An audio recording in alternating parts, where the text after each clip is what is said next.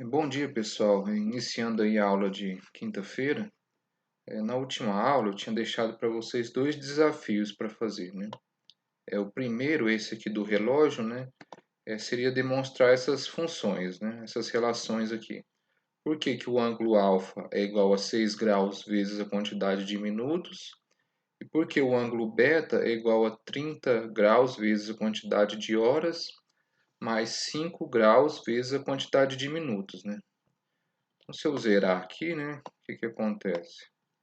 A gente notou o seguinte, né, conforme eu vou avançando os minutos, então o relógio, o ponteiro das horas, ele tem que se mover alguns graus, né?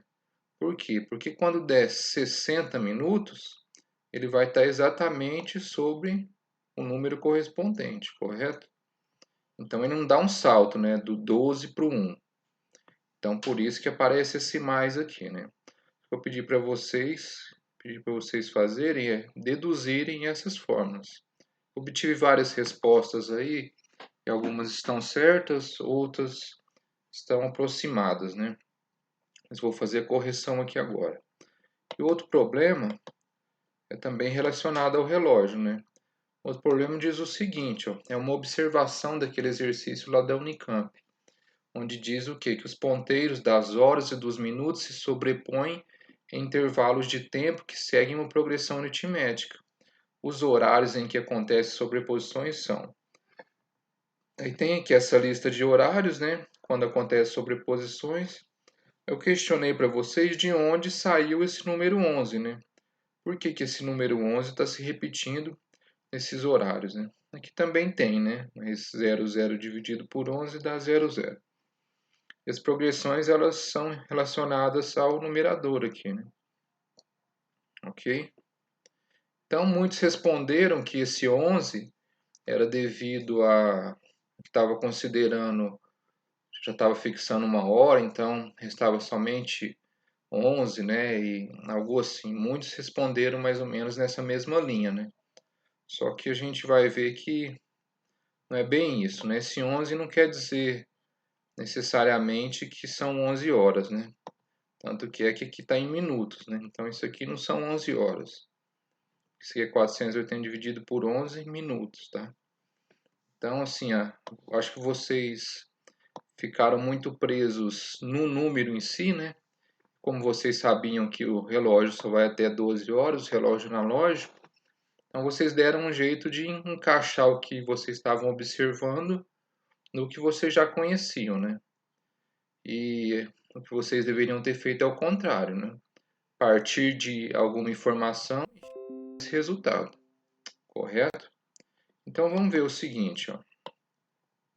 Vamos resolver esse problema, porque resolvendo esse problema a gente vai conseguir resolver esse aqui, tá? Então vamos lá. Primeiro, mostrar que o ângulo alfa ele é igual a 6 graus vezes a quantidade de minutos. Então como que eu vou mostrar isso? Tem que pensar o seguinte, ó. Quando o ponteiro dos minutos ele avança, né, 60 minutos, ou seja, quando ele dá a volta completa no relógio, então ele percorre 360 graus, né? Então vou utilizar aqui a regra de 3, né? Então, ó, quando o relógio, o ponteiro, né, dos minutos, ele avança 60 minutos, né, isso é igual ao quê? A 360 graus, correto? E quando ele avança 1 minuto, por que eu estou considerando 1 minuto? Tá? Porque essa fórmula é dada em função de cada minuto, né? Então, vou considerar, eu quero descobrir o quanto em graus o relógio, o ponteiro dos minutos, avança em minutos, tá? Então, se em 60 minutos ele avança 360 graus, e em 1 minuto, quanto que ele vai avançar? Esse vai ser o valor de x. Bom, que vocês já sabem resolver, né? Eu vou concluir então que o valor de x, nesse caso, o valor de x aqui, ele é igual a 6 graus. 6 graus. Vou fazer x vezes 60, né? E o 60 vem dividindo. Vai ficar 360 dividido por 60, que dá 6 graus. Então, ó, para cada minuto, né, o ponteiro maior avança 6 graus, né? Avança 6 graus. Correto? Isso aqui a maioria de vocês acertaram. Tá? Avança 6 graus. Logo, né, o ângulo formado entre uma linha imaginária, tá? que cruza ali o relógio passando de 12 até 6, tá? Esse ângulo formado com dos minutos, ele vai ser 6 graus vezes a quantidade de minutos. Então, para cada minuto, vai avançar 6 graus. Simples, né? Agora, para achar o ângulo beta, você vai utilizar o mesmo raciocínio, tá? Só que antes você tem que pensar o seguinte. Lembra que a gente falou quando o ponteiro dos minutos avança, o das horas ele tem que avançar um pouquinho também, para não dar aquele salto? Então, primeiro você tem que considerar o seguinte. Ó. Quando o ponteiro dos minutos, ponteiro maior, avança 60 minutos, o das horas, ponteiro menor, ele vai avançar apenas 30 graus. Tá? Então, quando o ponteiro maior avança 60 minutos, o das horas vai avançar 30 graus. E quando ele avança 1 minuto, quanto o ponteiro das horas terá avançado? Vou chamar aqui de y. Por que 30 graus? Vamos voltar aqui. Ó.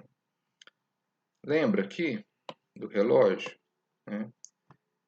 Então, aqui, se eu colocar 5 minutos, então, de 5 em 5 minutos, eu tenho 30 graus formado aqui, correto? Se eu colocar 10 aqui, eu vou ter 60. Né? Então, a cada 5 minutos, esse ponteiro forma 60 graus, considerando essa linha imaginária aqui, ó, essa linha pontilhada. Tá? Então, qual que vai ser o valor de y? Resolvendo, né, multiplicando em cruz ali, multiplicando cruzado, eu vou ter que y é igual a 0,5 graus. Isso aqui também é por minuto, tá? Então, para cada minuto, o ponteiro maior, né? O ponteiro maior, quer dizer, o ponteiro menor agora, né? O ponteiro menor, ele avança 0,5 graus. 0,5 graus. Só que ele não avança só 0,5 graus. Por quê? Porque a cada hora, a cada 12 horas, esse relógio percorre 360 graus, ponteiro menor, certo? Cada 12 horas ele dá uma volta no relógio. Então ele percorre 360 graus. E em uma hora, quanto que ele percorre? Olha o que acontece. Ó. Em 60 minutos, ou seja, em uma hora, ele vai percorrer os 30 graus. Tá? Só que nessa uma hora também, ele vai percorrer uma outra quantidade. Essa primeira quantidade é relativa aos ponteiros dos minutos. Agora a gente vai calcular essa outra quantidade relativa só ao ponteiro das horas. Tá? Então, o ponteiro menor, que é o das horas, ele vai dar uma certa quantidade dele mesmo e uma outra quantidade que está relacionada ao ponteiro dos minutos, que são esses 0,5 graus. Agora, eu vou considerar o seguinte, ó, em 12 horas, né, o ponteiro dos minutos percorre 360 graus. E em uma hora, quantos graus ele vai percorrer? Vou chamar aqui de Z. Então, em 12 horas, ele dá uma volta 360. E em uma hora, quantos graus? Então, Z vai ser igual, fazendo a resolução ali, vai ser 30 graus. Tá? Então, para cada hora,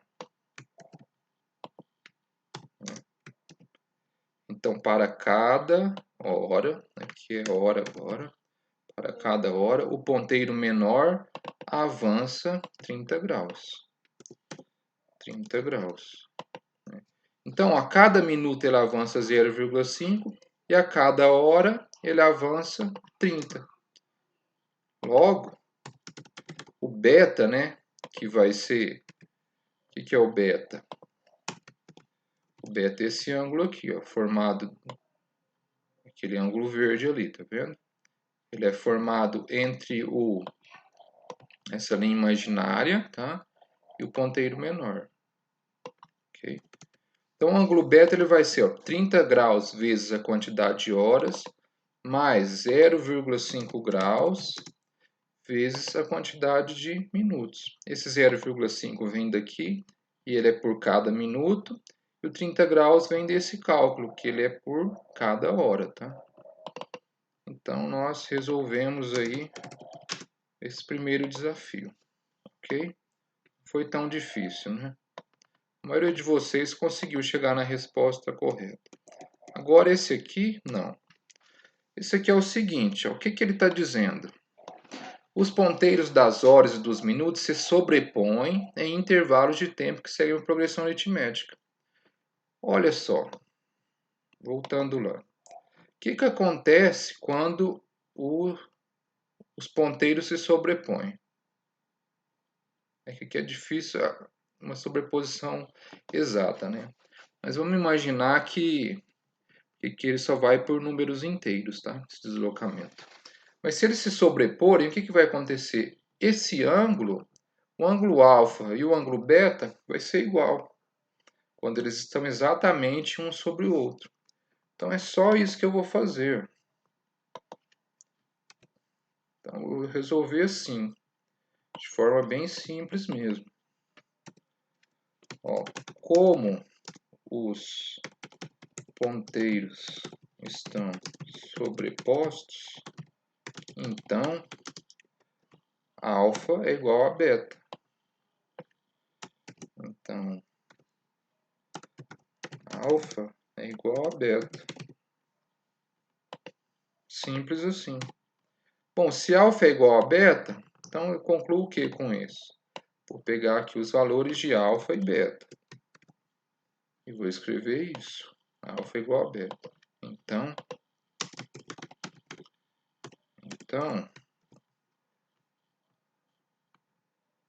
esse é o valor de alfa, né? É 6 graus vezes a quantidade de minutos.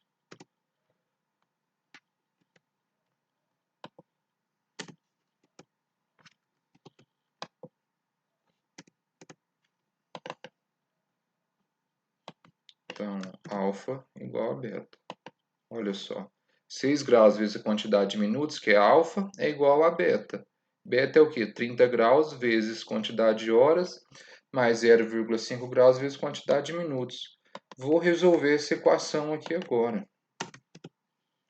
Olha só. Aqui está minutos e aqui também, né? Então, esse 0,5 eu vou passar para lá. Vai ficar como?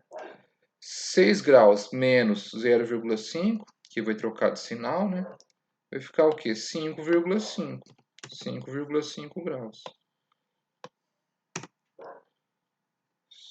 5,5 graus. Então, ficou 5,5 graus vezes minutos é igual a 30 graus vezes horas.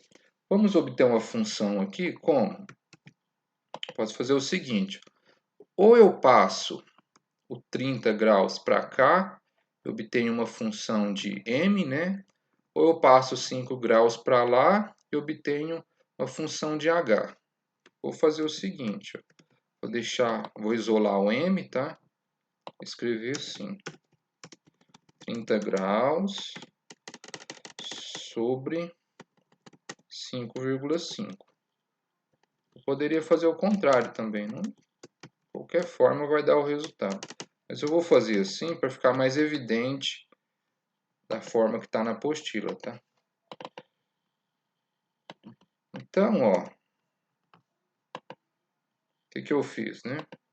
Passei o 5,5 dividindo aqui, nada mais. Agora, 30 dividido por 5,5 dá quanto? 30 dividido por 5,5 Eu posso fazer assim, ó. Ao invés de dividir, o que eu vou fazer? Eu vou multiplicar por 2, em cima e embaixo, tá? Multiplicando por 2, numerador e denominador.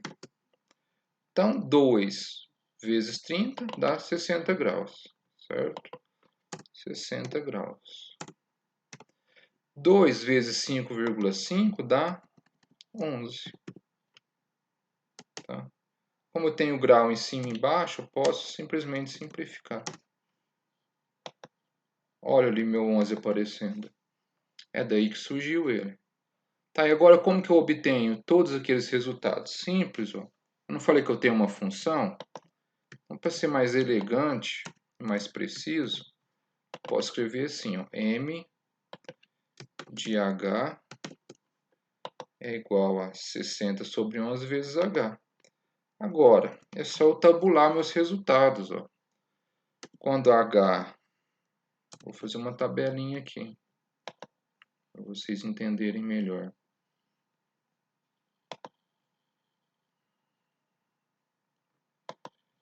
Então, eu tenho aqui os valores de h e os valores de m. Vou acrescentar mais uma coluna, que seria a hora, tá? Ou seja, seria o resultado aqui, ó. Então, ó, quando... Vou utilizar essa função, tá? Função que eu obtive. Então, vamos lá. Vocês já devem ter entendido, né? Então, ó, quando h é zero, quando h é zero, 60 sobre 11 vezes zero dá zero. Então, vou ter o quê? 0 horas e 0 minutos. Quando h é 1, eu vou ter 60 sobre 11 vezes 1, vou ter 60 sobre 11. Então, vou ter 1 hora, 60 sobre 11 minutos. Que é justamente o que eu tenho aqui, né? 1 hora, 60 sobre 11 minutos. Então, agora é só você tabulando os valores. Ó. H igual a 2 horas, 3 horas, e assim sucessivamente, e está resolvido o problema. Tá? Então, é daqui que vem o número 11. Vendo que o número 11 ele não tem nada a ver com 12 horas, tá? Esse 11 não é de 11 horas. Por isso que eu disse para vocês, olha, parece que vocês estão no caminho certo, mas faça alguns cálculos, né? Às vezes, o resultado não é óbvio, tá?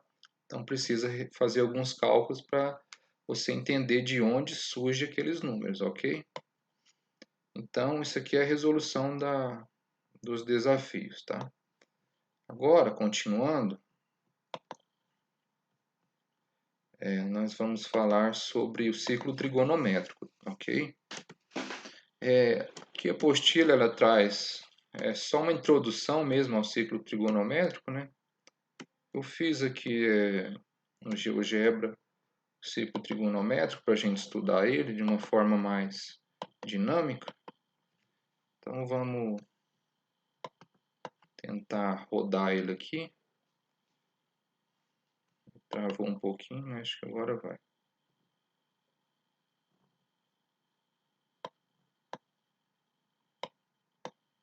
Acho que agora deu certo.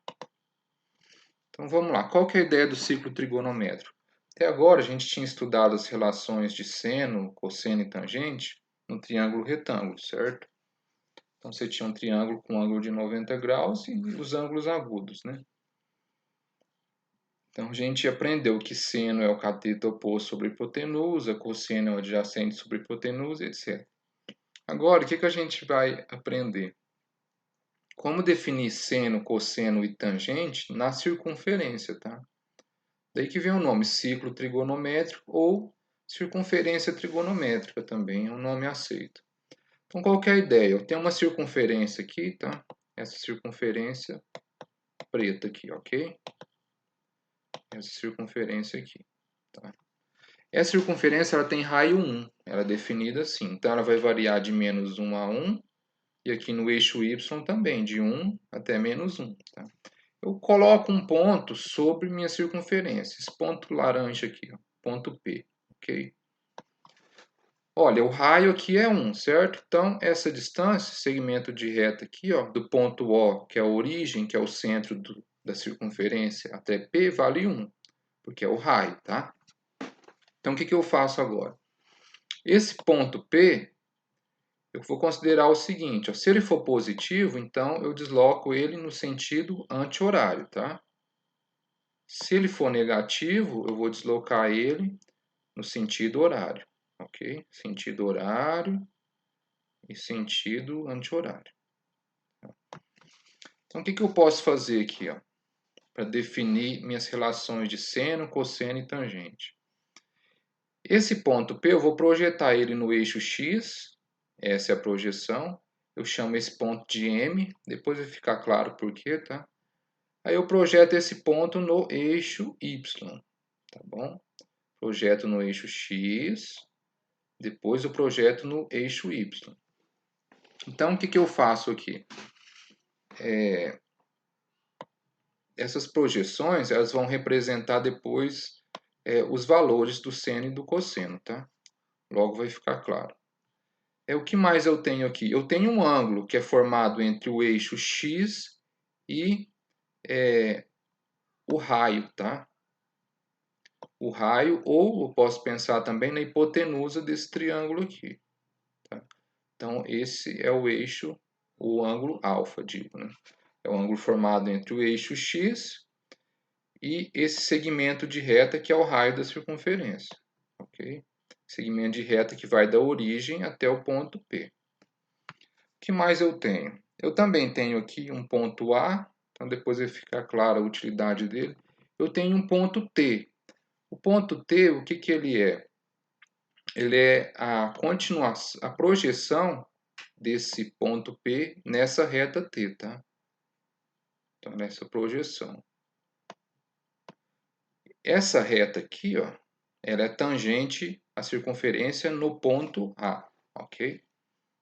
Então, ela toca só o ponto A da circunferência, tá? Agora, como que funciona? Como que eu faço a definição de seno, cosseno e tangente? Então, é o seguinte, ó. O seno, o que ele vai ser? Ele vai ser essa medida aqui, ó. Esse verde, tá vendo? Esse verde é o seno. O cosseno é essa medida vermelha. Esse aqui é o cosseno. E a tangente é essa medida rosa aqui, ó. A tangente ela vai ser medida na reta tangente, tá? O seno e o cosseno, eles são as projeções do ponto que está sob a circunferência, tá? Eles não é o ponto da projeção, é o segmento de reta que liga o ponto à projeção, tá? Então ele vai ser esse tamanho aqui, ó. Tá, agora da onde que vem isso? Vamos ver. Eu vou considerar esse triângulo aqui, tá? O triângulo POM, correto? Triângulo POM. Então, esse aqui é um cateto, esse é o outro cateto, isso aqui é a minha hipotenusa. Então, se eu quero o cosseno do ângulo alfa, o que eu tenho? O cosseno é o cateto adjacente, que é o segmento OM, sobre a hipotenusa, não é? Cateto adjacente sobre hipotenusa. Só que a hipotenusa vale 1. Então, meu cosseno é o cateto adjacente, que é esse aqui. Só que esse segmento é igual a esse, né? Por quê? Porque eu tenho um retângulo, né? Então, esse segmento é igual a esse. Então, esse segmento vermelho aqui é o meu cosseno. Analogamente, eu encontro o seno. Como?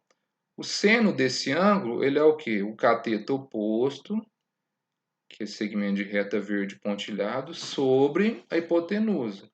Hipotenusa vale 1, não é? Então, cateto oposto dividido por 1 é igual ao cateto oposto. Então, essa é a medida do seno. Ok? E a tangente? Como que eu faço para achar a tangente?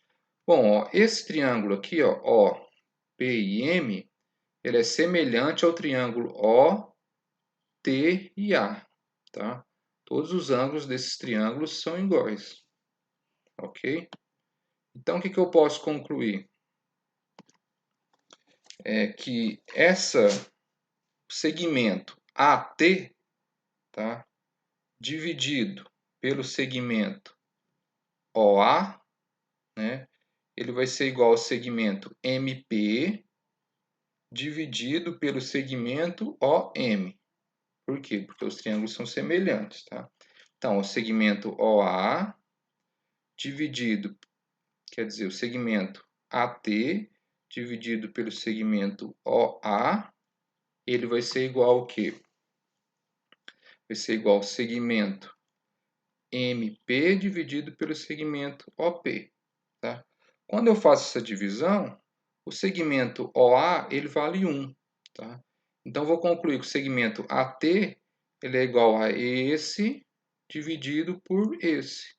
Mas quem que é esse? Esse é o seno. Quem que é esse? Esse é o cosseno. Então, o AT, que é esse pedaço aqui, ele é igual a seno sobre cosseno. O que que é isso? É a tangente. Então, ó, esse pedacinho aqui é minha tangente. Aqui eu já estou calculando ela, tá? Aqui é o cosseno do ângulo, aqui é o seno do ângulo. Esse é o cosseno, esse é o seno. Eu vou animar aqui para vocês verem como que os ângulos variam, como que a projeção varia, como que a tangente varia. A tangente tem uma característica especial. Por quê? Observe aqui, eu vou mover bem devagar. O que vai acontecendo? Vai chegar um momento, ele já sumiu ali, né? Mas o que acontece? Quando o ponto P está aqui, exatamente nesse lugar, olha aqui, valor da tangente, infinito. Por quê? Porque não tem como projetar o ponto P aqui, ó. Tá? Não tem como fazer a projeção. Porque o ponto P ele está exatamente sobre o eixo Y. O eixo Y ele é paralelo à reta tangente. A mesma coisa acontece quando o ponto P está aqui, ó, em 270 graus. Então, a tangente vai ser menos infinito. Porque não tem como projetar o ponto aqui. Ó. Tá? Agora aqui já muda a tangente. Começa a ter valores para ela. Outra coisa que você pode observar, por exemplo, se o ponto P está no primeiro quadrante, né? Esse é o primeiro quadrante. Se a tangente é positiva, olha lá. O seno e o cosseno também. No segundo quadrante, o que acontece? Tangente negativa, por quê? A tangente, o ponto, ele está sendo projetado aqui, ó. Tá? Onde ele está sendo projetado? Então, a tangente é negativa. O cosseno também é negativo, porque o cosseno é essa medida aqui agora. E o seno continua positivo. No terceiro quadrante, esse quadrante aqui, o que eu tenho? A tangente positiva, porque o ponto P está sendo projetado aqui. Agora, o meu cosseno é negativo e o seno também. Já no quarto quadrante, o que eu vou ter? Tangente negativa, cosseno positivo e seno negativo. Então, para cada quadrante que o meu ponto estiver localizado, eu vou ter valores positivos ou negativos para seno, cosseno e tangente. Então, eu tenho que ter bem em mente o que acontece para não ter que ficar consultando tabelas, e assim como na apostila tem uma tabela aí, né? Mas se você entender que ter essa figura em mente, então você não vai precisar fazer esse tipo de consulta e fica mais fácil lembrar no momento de resolver os exercícios, tá? Então, só lembrando a questão dos quadrantes aí, os quadrantes eles são no sentido anti-horário, certo? Então, aqui é o primeiro quadrante, segundo, terceiro, quarto. Então, os quadrantes você obtém quando você divide a sua circunferência em 4 arcos, tá? De mesmo tamanho. Então, que se forma um arco, segundo arco, terceiro arco, 4 arcos. Tá? Então, vou animar a figura aqui, só para vocês entenderem como que funciona as funções trigonométricas na circunferência, tá? Lembrando que a tangente de 90 e de 270 vai ser infinito, né? Não sei se na apostila ele considera aqui. Na apostila ele considera que ela não existe, tá? Que ela não existe.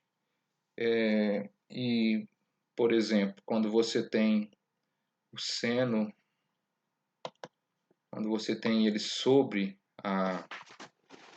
o eixo y, o ponto, então o que vai acontecer? O cosseno é zero. Agora, se o ponto estiver sobre o eixo x, o que vai acontecer? O seno é zero, tá? Porque o seno, ele é a medida em y, né? O seno é a medida em y. Se o ponto está no eixo x, o que está acontecendo é que você não tem altura aqui, né? É a mesma coisa aqui, ó. O ponto P agora ele está no eixo x aqui, no eixo y, né? Ao contrário. Quando o ponto P está no eixo y, o que vai acontecer com o cosseno? Vai ser zero. Por que cosseno é zero? Porque o cosseno é essa medida aqui. É a medida no eixo x. Então, como o ponto está aqui, quer dizer que... Olha lá, o que acontece? Ó, esse pedacinho aqui é o cosseno, que é esse pedacinho aqui. Então, o que vai acontecer com o ponto M quando eu vou me aproximando do eixo? Ele vai tendendo a zero, tá vendo? Ó, ele vai tender a zero. Até que ele se anula, ok? Então, a ideia é essa. Deixa eu só sair daqui e mostrar para vocês as fórmulas. Aqui na apostila, tá mostrando essas fórmulas. Essas fórmulas são para quê? Elas são as fórmulas que eu falei, né? A respeito do triângulo retângulo. E como você chega à conclusão de que aquelas relações definidas na circunferência realmente são válidas, né? Então, tudo que eu disse está explicado de alguma forma aqui na apostila. Aqui só está mais expandido, né? Como não tem como eles tornarem a apostila dinâmica, assim como lá no GeoGebra, eles acabam repetindo muitas figuras aqui, ok? Então, na próxima aula, vamos resolver alguns desses exercícios aqui. Aí vai ficar bem claro caso não tenha ficado ainda. Mas o conceito inicial de círculo trigonométrico é esse mesmo e é bastante simples. Ok? Até a próxima, então.